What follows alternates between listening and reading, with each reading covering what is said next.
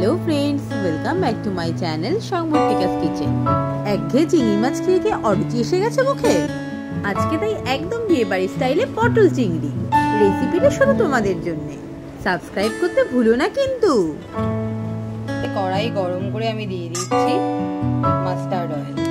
তেল ভালো করে গরম করে নিয়ে পটলের মধ্যে আমি হালকা করে একটু লবণ মাখিয়ে দিচ্ছি। তেল বেশ ভালো করে গরম করে নিয়ে আমি এতে দিয়ে দিচ্ছি নুন হলুদ মাখানো পটলগুলো। এই পটলগুলো একটু কড়া করে ভেজে নিতে হবে। একটা মিক্সিং জারে আমি একটা বড় সাইজের পেঁয়াজ, একটা টমেটো একটু গ্রাইন্ড করে নিচ্ছি। আমার টমেটো আর পেঁয়াজের পেস্টটা একদম রেডি হয়ে গেছে। আর একটা মিক্সার জার নিই, তাতে আমি একটু বাদাম আর একটু টক দই দিয়ে দেব। আমি এখানে মোটামুটি 3 চামচ টক দই ইউজ করছি। রেডি আমার দই আর বাদামের পেস্ট।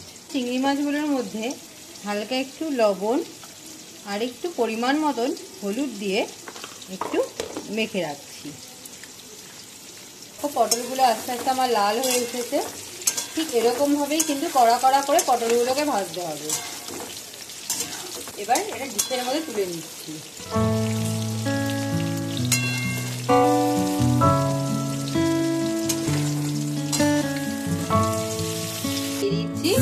আলু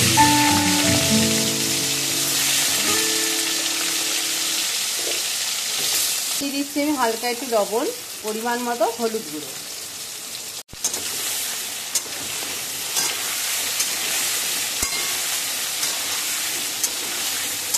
আলুটা কড়া করে ভেজে আমি এবার একটা ডিশের মধ্যে তুলে নিচ্ছি।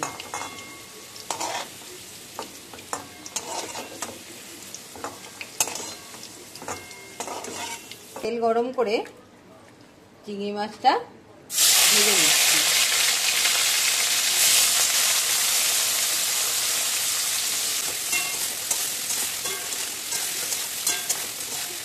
চিংড়ি মাছটা আমি একটু হালকা ভাজি, কারণ একটু বেশি ভাজলে চিংড়ি মাছটা ছিবড়ে ছিবড়ে লাগে। তো দেখো চিংড়ি মাছ আমার ভাজা হয়ে গেছে। আমি একটা প্লেটের মধ্যে তুলে নিচ্ছি। এবার আমি তেল গরম করে তাতে দিয়ে দিচ্ছি একটা তেজপাতা, আর ফোড়ন হিসাবে দিচ্ছি একটু গোটা গরম মশলা। ফোড়নটাকে একটু হালকা ভাজা ভাজা করে নেব। যতক্ষণ না ফোড়ন থেকে একটা সুন্দর গন্ধ বেরোচ্ছে ততক্ষণ ফোড়নটা একটু ভেজে নিতে হবে। মিনিট 2 ফোড়নটা ভাজা হয়ে গেলে আমি গ্যাসের ফ্লেমটা কমিয়ে তার মধ্যে দিয়ে দেবো পেঁয়াজ আর টমেটো বাটাটা। দিয়ে এটা খুব ভালো করে একটু কুক করতে হবে। মিনিট 5 গ্যাসের ফ্লেম বাড়িয়ে এই মিক্সটা কুক করতে হবে। যখন দেখবো ওই মিক্সচারটার কালার একটু রেডিশ থেকে ব্রাউনিশ হয়ে গেছে, তখন আমি এর মধ্যে অ্যাড করব বাদাম আর টক দইয়ের পেস্টটা।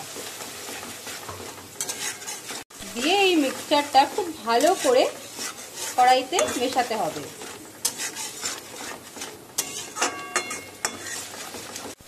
দেখো মশলাটা খুব ভালো করে কষিয়ে নিতে হবে। যতক্ষণ না মশলা থেকে তেল ছাড়ছে মশলাটা ততক্ষণ খুব ভালো করে কষাতে হবে। দেখো আমার মশলা থেকে অলরেডি তেল ছাড়তে শুরু করে দিয়েছে, আর মশলার কালারটাও না হোয়াইট থেকে ব্রাউনিশ ধরনের হয়ে এসছে। এবার আমি মিক্সিং জারে একটু জল নিয়ে ভালো করে দিয়ে দিচ্ছি।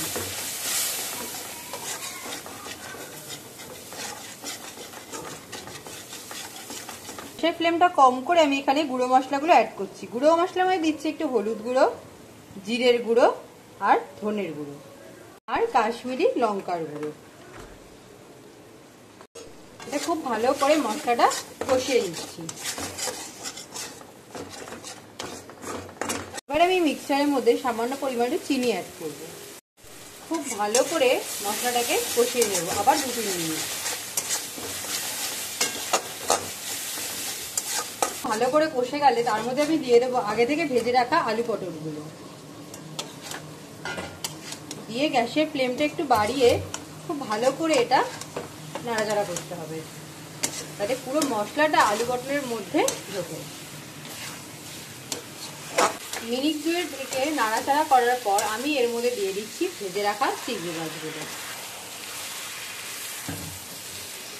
তারপর এটা 1 মিনিট মতো একটু হালকা হাতে ভালো করে নাড়াচাড়া করে নিয়ে দিয়ে দেবো অল্প একটু জল।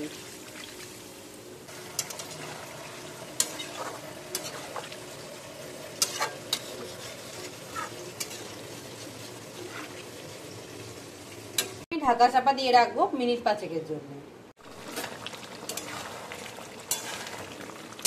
প্রায় রেডি আমার পটল চিংড়ি। এবার আমি এর উপরে দিয়ে দেব 1 চামচ ঘি আর রোস্টেড জিরা ধনে পাউডার। ব্যাস রেডি আমার পটল চিংড়ি।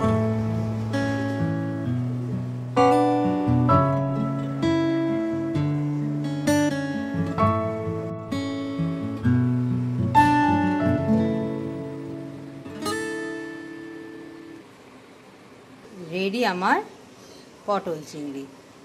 গরম গরম ভাতের সাথে এই পটল চিংড়ি খেতে জাস্ট দুর্দান্ত।